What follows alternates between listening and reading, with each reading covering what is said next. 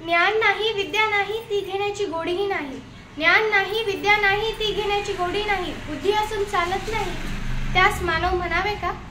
ओळखलत का. मी सावित्री ज्योतिराव फुले. सातारा जिल्ह्यातील खंडाळा तालुक्यातील नायगावच्या खंडोजी नेवासे पाटलांची मी कन्या. अवघ्या 90 वर्षी माझं लग्न ज्योतिराव फुले यांच्याशी झालं.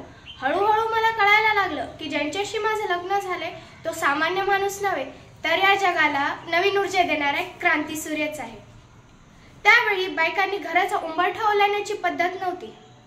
स्त्रीच्या जातीनं कसं आपण भलं आपलं घर भलं घरातली चूल. त्यावेळी स्त्री पुरुष उच्च नीच असा खूप भेदभाव होता. पण या सर्वांवर एकच उपाय होता ते म्हणजे शिक्षण. शिक्षणाचा ध्यास हे एकच खोड ज्योतिरावांच्या मनात होता. एकदा ते एका शाळेमध्ये शिक्षणाचा प्रसार करण्यासाठी गेले. तिथे त्यांना फरार नावाच्या ब्रिटिश मॅडम म्हणाल्या, मिस्टर फुले तुम्हाला शिक्षणाचा प्रसार करायचा आहे ना, so educate the women first because if women educated whole house will be educated. पण तुम्ही लोक वुमेनला घराच्या बाहेरच पडू देत नाही. So bad mister Phule. झालं ते आले माझ्याकडे पाटी लेखन घेऊन आणि मला म्हणाले, सावित्री मी तुला शिकवणार.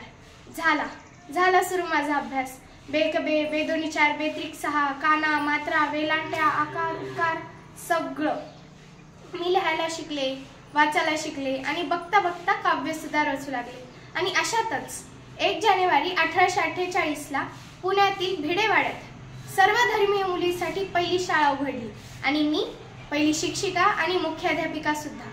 शेळपट्यासारखं जगलात तर काम तमाम होईल. जर शेळपट्यासारखं जगलात ना तर काम तमाम होईल, पण जर वाघासारखं जगलात तर नाम होईल. पण समाजाचं मात्र धर्म बुडाला म्हणून कोल्हेकुई सुरू होती. अहो एखाद्या सामान्य माणसानं जर शिक्षण घेतलं तर यात कोणाचा धर्म बुडतो. इतका तकलादू असू शकतो का हा धर्म. अहो धर्मासाठी माणूस की माणसासाठी धर्म असतो. शाळेत जाताना शेण फेकलं मी सहन केलं. दगडफेक केली तरीही सहन केलं. शिव्या दिल्या थुंकलं मी सहन केलं.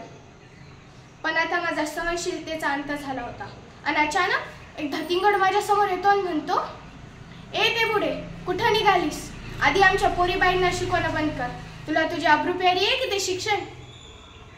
कदाचित तो विसरला असावा किंवा त्याला माहीत नसावं की आम्ही सुद्धा ज्योतिराव पैलवानांच्या पत्नी होतो. घेतला हात आणि सनकन कानाखाली वाजवली सुनावलं. आज समोर आलास तो थोबाड फुटले. पुन्हा जर समोर आलास तो तुझ्या रक्ताने धरती रंगीन. स्त्री कोणत्याही जातीची किंवा धर्माची असो ती नेहमीच अन्यायाची बळी ठरत आली आहे. अहो एखाद्या स्त्रीचा जर नवरा मेला तर तिला सती जायचं. जर एखाद्या स्त्रीचा नवरा मेला तर त्यात तिची काय चूक. यासाठीच आम्ही आवाज उठवला. इंग्रज सरकारांकडे मागणीही केली आणि इंग्रज सरकाराने सती प्रथा बंद केली. तसेच विधवा महिला काशीबाईच्या मुलाला मी दत्तक घेतलं व त्याचं नाव ठेवलं यशवंत. त्याच्या थुरू पावलानं आमचं घर अंगण असं भरून जायचं हो. त्याला वाढवलं मोठं केलं आणि डॉक्टर सुद्धा बनवलं. पण एकदा पुण्यामध्ये प्लेगची साथ पसरली. मी यशवंतला म्हटलं, यशवंत आता आपल्याला दवाखाना उभारायला हवा. यशवंतने दवाखाना उभारला. तिथे मी रुग्णांना घेऊन जात होते आणि यशवंत त्यांच्यावर उपचार करीत होता. पण प्लेग हा संसर्गजन्य रोग होता. म्हणजेच तो कधी ना कधी मला आणि यशवंतलाही होणारच होता. पण आम्ही जगलो ते समाजासाठीच ना. जर जनतेची सेवा करत असताना जर मरण पत्कारलं तरी मरणा तुझे स्वागत आहे रे. अहो बघता बघता आमच्या 18 शाळा सुरू झाल्या. सती प्रथा केशवपण अशा रूढी परंपरांवर चुकीच्या रूढी परंपरा आम्ही विरोध केला. कारण आनंद होता तो आयाबाया शिकण्याचाच.